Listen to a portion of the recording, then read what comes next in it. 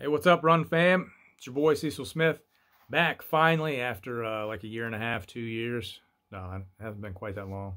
It has been a while. I did have COVID. I was on quarantine. That kind of slows down the running, but today I'm back finally with the Hoka One Clifton 6. That's a 6, yeah. It's like a year and a half old. I know. This is mostly just for completeness. But I did try the 7 on, so I wanted to go over why I like the 6 better and what the similarities are between the shoe and what my first impression of the shoe is after about 20, 30 miles. So just to get right into it, the similarities between the 6 and the 7, and I looked it up, the midsole and the outsole are identical on the shoes. So they just, and some companies are doing this now. I noticed with the Infinite 2s that Under Armour makes, they kept the bottom of the shoe the same. They just changed the upper design, and that's fine. I mean, most of these companies are coming out with so many different shoes and iterations of shoes that are just moving up the line. And, they have the fast shoe, the race shoe, the speed trainer, the daily trainer. They have a lot of different designs, so they're not going to go through and completely update every shoe every year. I don't think it's realistic now. But what they're doing is they're keeping some parts of the shoe the same. So in this one, they kept the outsole has the same rubber pattern.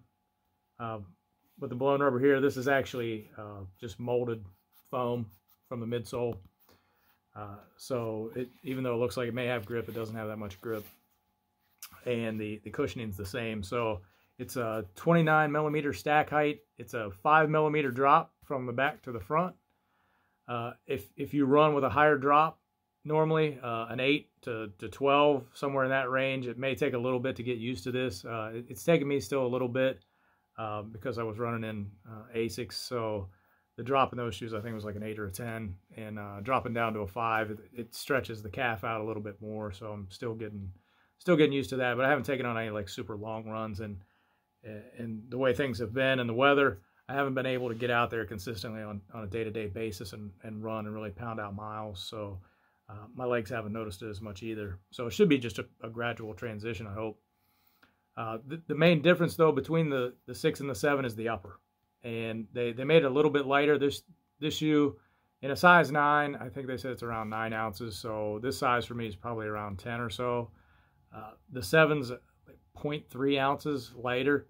It's not a race shoe. It's not a light, I'm going to go run my fastest 5K time ever type of shoe. It's a daily trainer, okay? It's got plenty of cushioning. You feel the cushion in it, but the shoe doesn't have a ton of energy return where you feel super fast on the push-off or anything like that.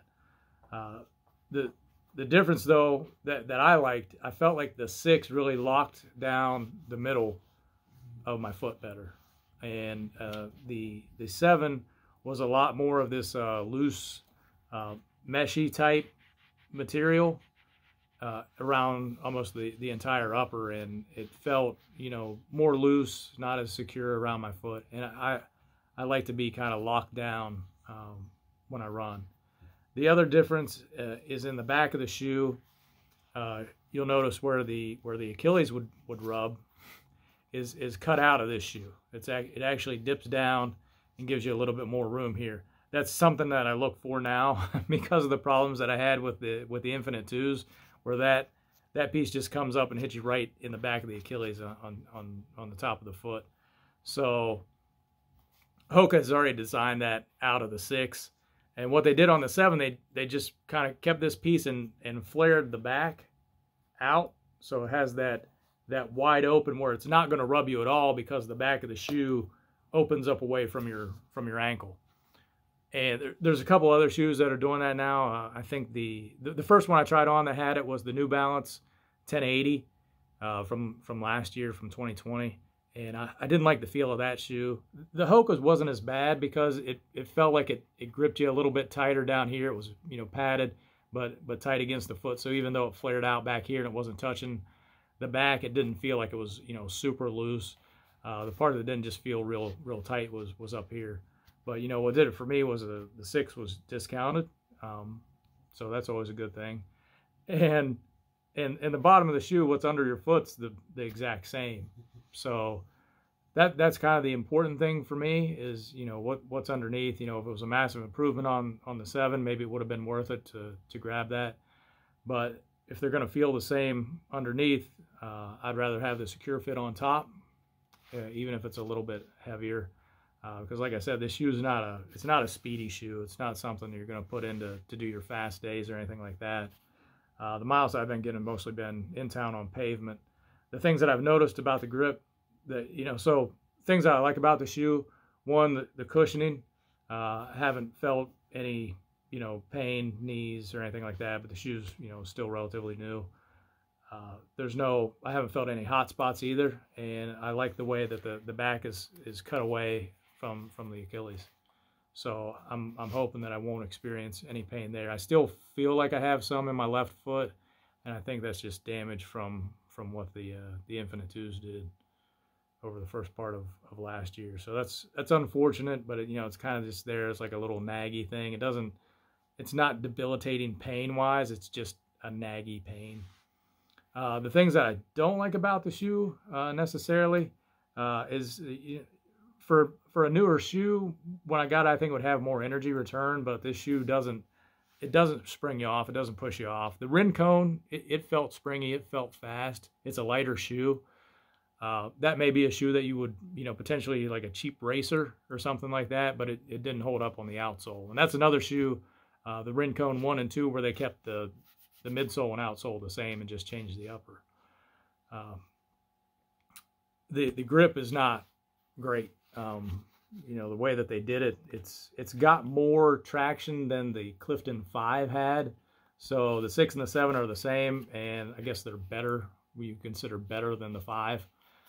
The thing for me, I tried it on the track. It kind of felt like the Rincon, where this exposed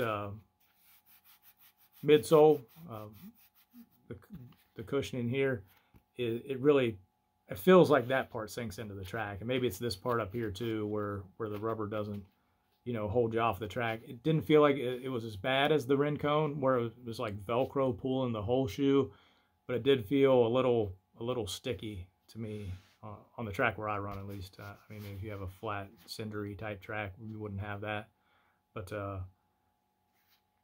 one that I was on, where it's textured a little bit, it felt like it digs into the midsole, because the bottom it's flat across here. This isn't back any, and the rubber doesn't protrude enough to really hold the shoe up. So if you're hitting flat, that's going to catch too. On wet, slick surfaces, and I don't run a whole lot in the rain if I can avoid it, but sometimes, you know, you're out or just rained or happens to be wet when you're out.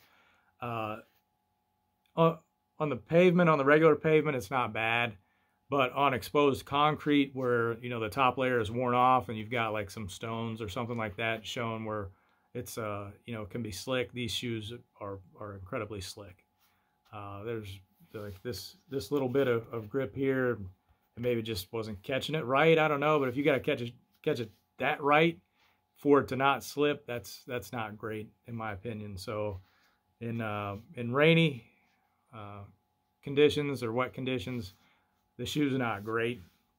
As far as like the upper goes though, in weather, you know, it's not bad. You got to really be careful where you're running, where you're walking. On the pavement, it did fine. On the dirt, a little bit of dirt that I ran on, it seemed to do fine there as well. Just not great on the track for me, and maybe that's because I'm a heavier runner, around 190 pounds, and maybe that extra force is just pushing the shoe down into the track. If you're a little light runner, you just keep on going, no problem. But you know, for me, it is noticeable. And maybe the same thing with on the wet surfaces. But you think if the heavier person would push down more, and you have better grip, and it doesn't feel that way at all. It feels really slick. So anyway, that's my first impression of the Hoka One Clifton 6. Even though it is a 1.5 years old, I just thought that the shoe felt better. I just thought that the upper felt better, and that's why I went with it over the 7. And I didn't like the tail on the 7. I might as well get used to it, because I think that's the way shoes are going to go to solve that Achilles problem. They're just going to flare this back out, which it's not a bad design, and it gives you something to grab onto. This one still has the little pull tab here, so you can pull the shoe up, which I like that. That's fine. You know, I don't have to have it, but it's nice. And there you go. All right, so good luck to you. If you get a chance to get them, they should be on sale right now at least. So, you know, and try them on in the store. If you like the fit of the 7 better, like I said, the midsole, outsole, exactly the same between the 2 shoes. Okay, that's all I got. Be careful, be COVID free. See you later.